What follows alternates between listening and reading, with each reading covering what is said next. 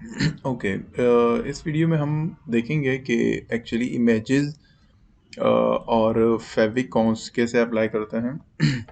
Images हर website का part होती है, हर वेबसाइट में आप देखते हो इमेजेस के लिए आपको बेसिकली इमेज चाहिए होगी और उसका पाथ चाहिए होगा। चलिए देखते हैं कि इमेज हम किस तरीके से इंटीग्रेट कर सकते हैं। जैसे हर चीज़ के लिए हमारे पास यहाँ टैग्स होते हैं, तो इमेज के लिए भी बेसिकली आपके पास टैग है, शॉर्टकट IMG के नाम से होगा, ठीक है।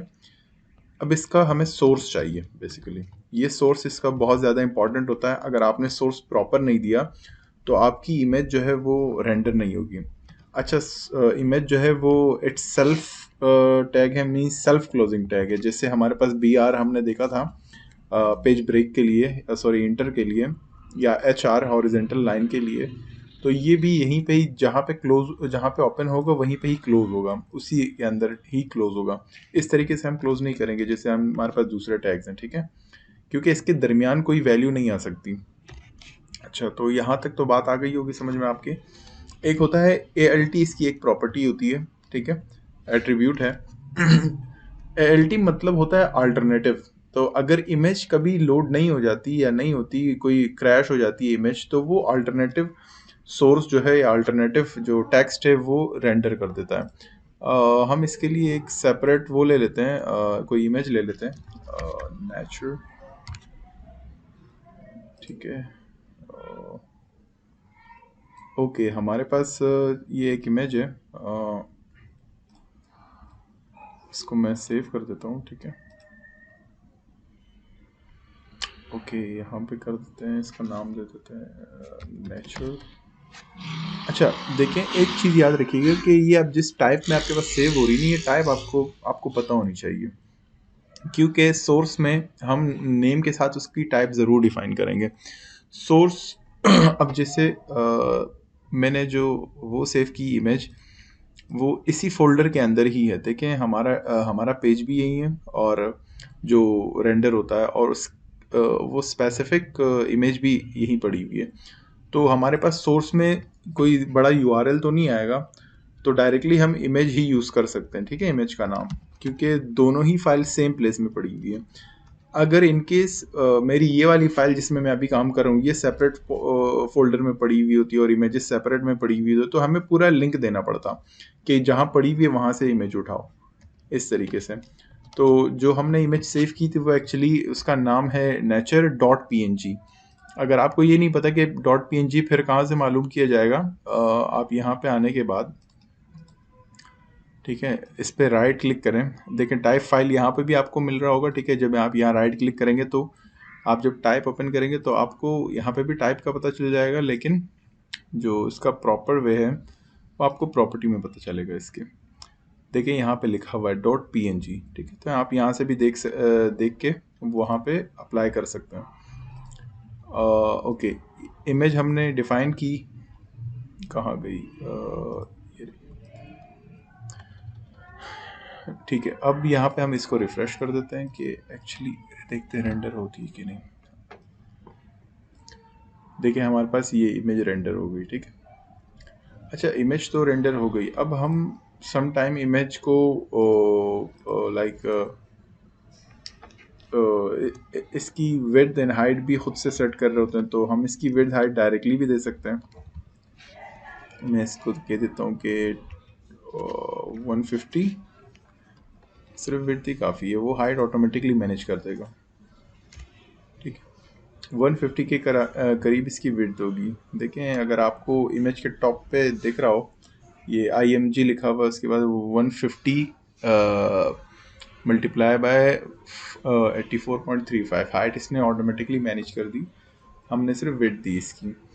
अच्छा, ये तो थी यहाँ तक। इसके अलावा अल्टरनेटिव टेक्स्ट में देते हैं दिस इज नेचर, ठीक है। इन केस अगर हमारी ये इमेज नहीं मिलती हमारे सॉफ्टवेयर को, या जो भी हम बना रहे हैं, अब देखिए यहाँ से मैंने हटाया तो मतलब नाम गलत हो गया इसका, इस नाम की कोई इमेज पड़ी भी नहीं। जब मैं इसको रिफ्रेश करूँगा, देखिए इसने यहाँ पे लिखा है this is nature, not nature, it's nature, ठीक है।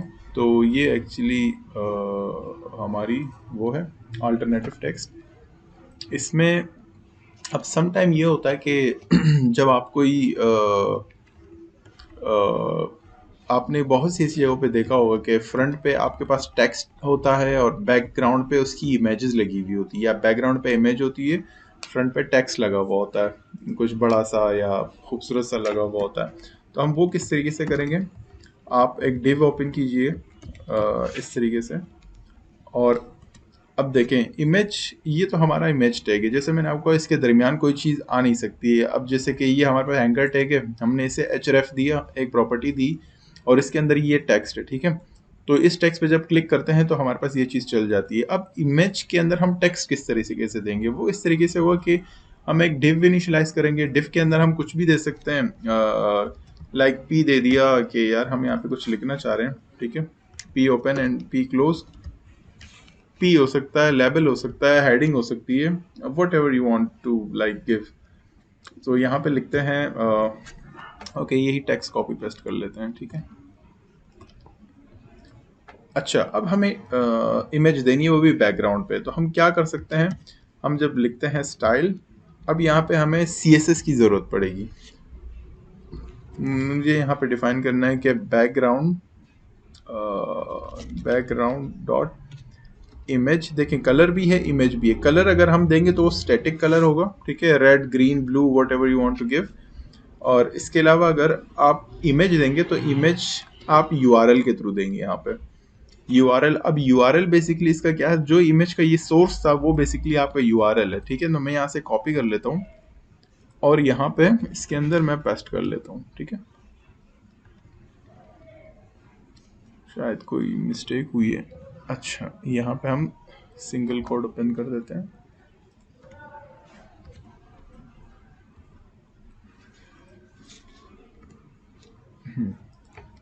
ठीक है, ये याद रखिएगा, अगर आप बाहर की तरफ डबल कोड ओपन करेंगे तो अंदर की तरफ सिंगल करेंगे, या फिर इसका उलट करेंगे। अगर बाहर आपने सिंगल कोड इनिशियलाइज किए हैं, उसके अंदर आपने कोड्स यूज़ करने, तो फिर आपने अंदर डबल कोड यूज़ करने होंगे। अगर बाहर आपने डबल कोड यूज़ किए तो फिर अंदर सिंगल करने होंगे, ठीक है, ताकि वो कंफ्यूज ना रहे ये सिस्टम आपका। अच्छा, ये हमने एक चीज़ की है कि एक डिव ली है, उसके अंदर स्टाइल के थ्रू हमने एक URL डिफाइन किया है कि भाई बैकग्राउंड फोटो लेके आओ इस स्पेसिफिक URL से। तो ये CSS के थ्रू इमेज लगाने का तरीका है। हम इसको सेव करके रिफ्रेश करते हैं और देखते हैं क्या होता है। ओके, इसने क्या किया, देखिए इसने कुछ लिखा तो है, ये देखें, और इसने इमेज जो है वो लाइक, इसको हम ऐसा करते हैं ना, चूंकि हमने डिफ के बैकग्राउंड पे इमेज लगाई है तो डिफ को हम कुछ हाइट दे देते हैं। स्टाइल, यहाँ तक एक प्रॉपर्टी ख़त्म हो गई, इसकी हम टर्मिनेटर लगा देते हैं, ठीक है, सेमी कॉलन। हम देते हैं कि भाई हाइट होनी चाहिए इसकी 200 पिक्सल्स। ये हम डिफ की हाइट डिफाइन कर रहे हैं। इमेज बाय डिफ़ॉल्ट वो बैकग्राउंड पे लगा रहा है, तो हम डिफ की हाइट डिफाइन कर रहे हैं, चूँकि हम डिफ की प्रॉपर्टी में काम कर रहे हैं, स्टाइल की एट्रीब्यूट में, ठीक है। तो ये डिफ की हाइट बढ़ा देगा और उसके साथ ही इमेज जो है वो भी बैकएंड पे ऑलरेडी रेंडर हो रही होगी, देखा। अच्छा, ये सारी चीज़ें हैंडल हो रही है, तो कि ये इमेज जो है आपने किस तरीके से डिफाइन करना है। अब ये इमेज चूँकि छोटी है तो इसने अपनी फुल इमेज का साइज़ ही इतना है, जो यहाँ पे रेंडर हो रहा है ना, हाइट की बात नहीं कर रहा, विड्थ की बात कर रहा हूँ। तो ये खुद को रिपीट कर रहा है। इसके और तरीके हैं कि इमेज को हम लाइक एक दफ़ा यूज़ कर लें या रिपीटेडली यूज़ करें। ये तरीके हम CSS में पढ़ेंगे अभी आगे जाके। तो ये तरीका है बैकएंड पे लाने का इसे। इसमें आप ये कर सकते हैं कि जो यहाँ पे P है इसका कलर आप चेंज कर लें सिंपली। इसका कलर कह दें colour white, and that's it. ये देखें, ठीक है। अब आप इसे इनसे थोड़ा बहुत खेल के आप ये तमाम टेक्स्ट जो है वो सेंटर में भी लेके आ सकते हैं। टेक्स्ट